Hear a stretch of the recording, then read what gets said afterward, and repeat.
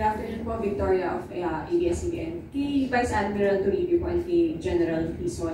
Sirs, nabanggit na kanina yung latest aggression from China, yung in-intercept yung supplies for our soldiers sa Sierra Madre. Anong reaction niyo po? And ano pa po yung pwede natin gawin in light of all the aggression? Well, masabi ko lang doon, it's a very unfortunate and it's a despicable act. Kasi yung mga bagay na yun, pagkain and medicines intended for the troops. So, when you deprive people of their food and their medicines, that's something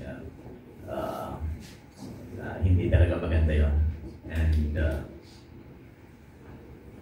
but that will not be a reason for us to stop doing the sustainment of our people in the island detachments. We will continue to take, we will continue to supply them. Well, siyempre, no, bilang nasa militar, no, siyempre talagang masama loob ko na gano'n ang nangyari. No? Siyempre, may sarili rin po akong opinion. Sa giyera nga po, no, sa giyera, kung ikaw may bihag na kalaban, prisoner of war, hindi mo siya pwede i-deprive ng kanyang basic rights, no? Yung pagkain, yung kanyang health. No? Dito wala pang ang gera, ganun ang ginagawa nila. No? So, parang hindi katanggap-tanggap sa atin. Pero, ganun pa man, hindi naman po ako yung military commander doon. So, hindi po ako makakapagsabi na kung ano man yung operational matters na pwedeng gawin. So, yan lang po ang sa akin po. Salamat po. Any follow-up? Thank you po. And kay Senator po, sir, na-mention din your incoming president of ADP Laban. Is this confirmed na, sir? And ano po ang inyong priorities? Alam nyo, napakasarap pag-usapan pagka gano'n. Pero ako, ma'am, kung tatanungin mo ako, magandang posisyon yung pinibigay nila. Salamat sa pagtitiwala. Maraming salamat dahil dating Pangulong Rodrigo Roa Duterte at sa lahat po ng bumubuo ng PDP. Pero siyempre, ito po ay nasa loob pa rin ng pag-uusap hanggang ngayon. Sapagkat meron po tayong mga issue na gusto din na malaman natin kung ano yung mga plano po nila at kung ano yung mga gusto nilang gawin ko. Kasi yun naman po yun. Kapag ka maging presidente ka ng kahit anong organisasyon, hindi ka naman kailangan kung ano yung para sa partido at kung ano yung makakaganda para sa bayan, yun ang isusulong natin. Pero ako po, kung tatanungin niyo po ako, hindi ko po hiningi yan. Wala po, pati po itong pagiging senador, hindi ko po ito hiningi. Ito po ay bumabagsak lang lahat sa harap ko.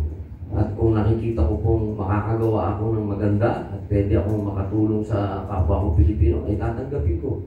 Pero siyempre po, hindi po ibig sabihin naman na wala akong mga bagong ipapanukala. Kung ito po'y tatanggapin ko, meron po siyempre akong mga bagong ipapanukala sa PDP.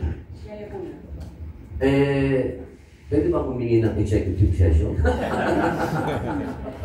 Thank you very much. Down to our last question po. Sir.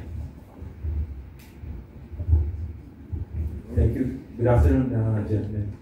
Senator, ito pong Senate employees na nag-graduate ngayon, pang ilan po ito at kung meron pa po bang susunod na batch po ito? Yun po ang hinihingi natin, nakiusap na nga po tayo kila Sir. Kaya napapaganon si Sir. Nakiusap na po tayo kasi marami pong interesado. At katunayan po, nakikipag-coordinate din po tayo sa ibang branch din ng service na mapaunlakan po yung ating request.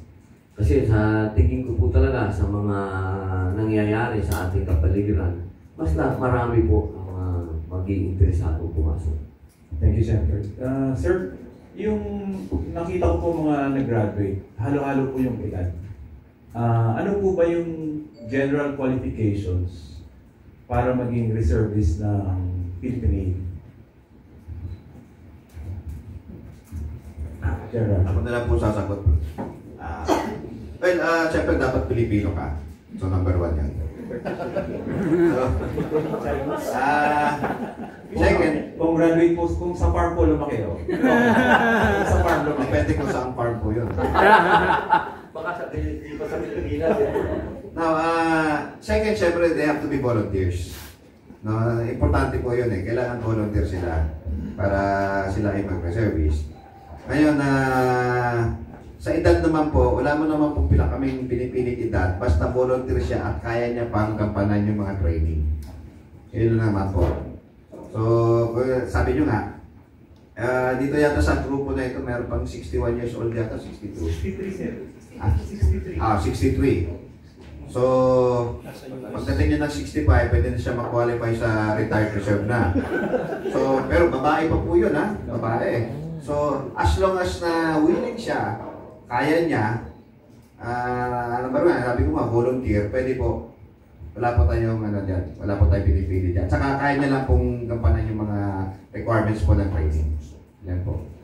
Thank you very much, sir. We would like to thank the good Senator, our flag officer in command, and the Commander of Naval Reserve Command for giving us time this morning. To our media